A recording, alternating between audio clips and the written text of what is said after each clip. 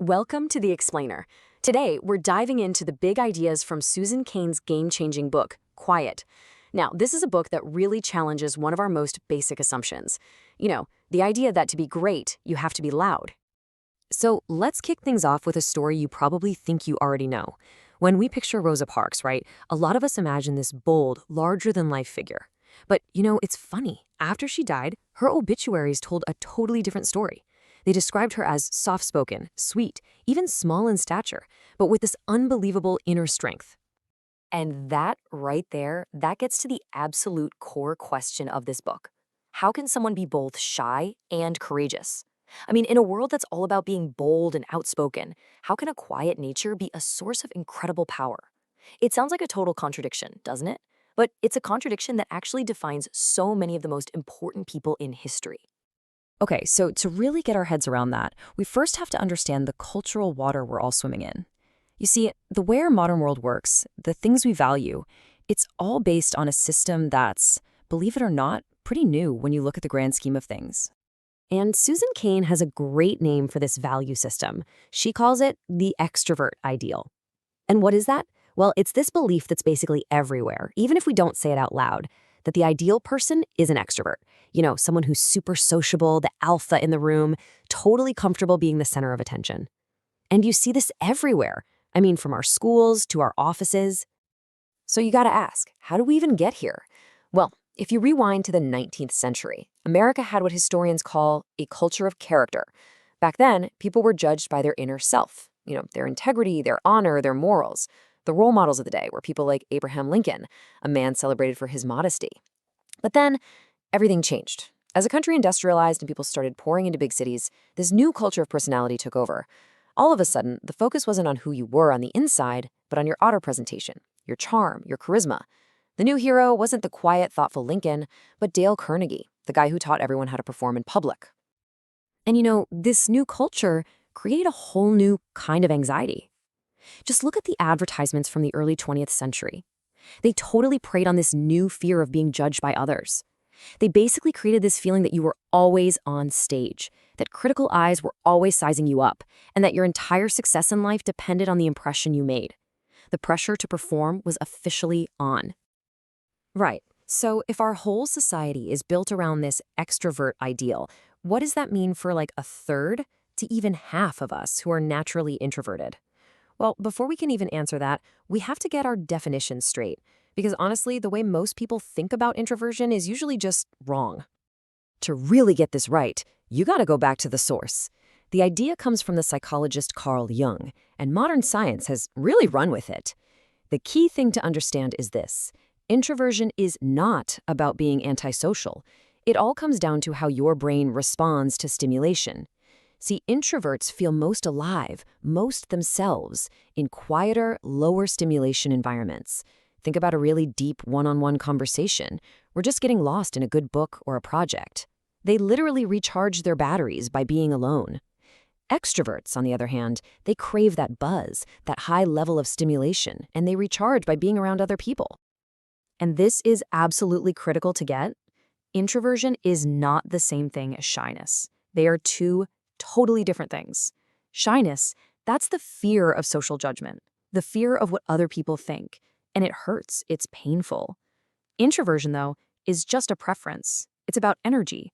An introvert might absolutely love people, but just feel totally wiped out after a big party. A shy person, on the other hand, might desperately want to be at that party, but they're just too afraid to go. See the difference? And what this means is that you can actually have any combination of these traits. It's not one or the other. So you can be a shy extrovert. Think of someone like Barbara Streisand, who has this huge, commanding presence but also suffers from crippling stage fright. Or you can be a non-shy introvert, like Bill Gates. He's famously quiet and keeps to himself, but he's not at all worried about what other people think of him. You can be calm, you can be anxious. It's all a mix. So this preference for quiet environments, it's not a weakness at all. In fact, it comes with some incredible, often overlooked strengths. It's just that in our constant rush to collaborate on everything, we've kind of started to forget the immense power of just working alone. You don't have to take it from me. Just listen to Steve Wozniak, the engineering wizard who co-founded Apple. He basically says that most true inventors and artists are like him. They're quiet people who spend a lot of time in their own heads. And he's convinced that the really big world-changing ideas, they don't come out of a committee meeting. They come from one person alone with the space to just think and create. And what Wozniak is getting at here is a modern problem that Cain calls the new groupthink. What is it? It's our culture's obsession with teamwork above literally everything else. Just think about it. From open-plan offices to the constant group projects our kids do in school, we've built this world that screams that all creativity has to be a social thing. And we often do it at the expense of deep, focused, solitary thought. And the perfect example of this in action, the group brainstorm session. I mean, it feels productive, doesn't it? Everybody's in a room shouting out ideas. But here's the thing. For more than 40 years, research has shown consistently the exact opposite. People who brainstorm alone and then pull their ideas together come up with way more ideas and better quality ideas than groups brainstorming together. It's a total myth. And this power of solitude, it turns out, it's also the secret ingredient to mastery. There was this famous study on elite violinists, right? And they found that the single biggest thing separating the absolute best performers from just the good ones wasn't some kind of innate talent. Nope. It was the sheer number of hours they spent in what's called deliberate practice, which is intense, focused work done alone. We're talking more than 24 hours a week, just them and their violin. On top of that, group dynamics can actually lead to some seriously bad decisions. There's a famous exercise at Harvard Business School where students are put in a simulated plane crash and have to figure out how to survive. And time after time, you know what happens? The group follows the lead of the most assertive, most talkative person. And time after time, when it's all over, they realize the quieter members of the group had the ideas that would have actually saved them. It just goes to show you, the loudest voice is not always the wisest. All right, so if introverts have all these unique strengths, but we're living in a world that's pretty much designed by and for extroverts, how can they do more than just survive? How can they really thrive? Well, the good news is you don't have to pretend to be someone you're not. And this is where a really fascinating concept called free trait theory comes in. It's from a psychologist named Brian Little, and here's the gist. While we're all born with certain fixed traits, we can, and we often do, act out of character for the sake of things that are truly important to us. So an introvert can absolutely get up and give an amazing, passionate speech about a cause they believe in. We can stretch who we are, but, and this is key, only for what Little calls our core personal projects.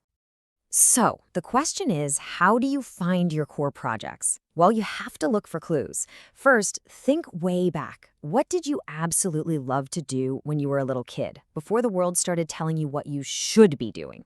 Second, pay attention to what you gravitate towards right now. What kind of work just pulls you in, even if no one's making you do it? And third, this one's a bit surprising. Notice what makes you envious. Jealousy can be an uncomfortable feeling for sure, but man, it tells you the truth about what you really want. Now, acting out of character, it takes a lot of energy. It's draining. So to avoid totally burning out, you have to build in what Professor Little calls restorative niches. And all that is a place you can go or a moment you can take to return to your true self. It can be a physical place, like a quiet room, or it can just be a little bit of time, like taking a 15-minute break by yourself between meetings. It's all about finding that balance so you can recharge. So when you boil it all down, the message of quiet isn't that being an introvert is better than being an extrovert or the other way around. It's that the world desperately needs a balance of both. It's really a call to embrace who you really are and to recognize the incredible power that can be found in stillness. And maybe there's no better way to end than with a thought from Mahatma Gandhi, himself a shy man who changed the world. He said, "In a gentle way, you can shake the world. You just don't have to be the loudest person in the room to make a difference."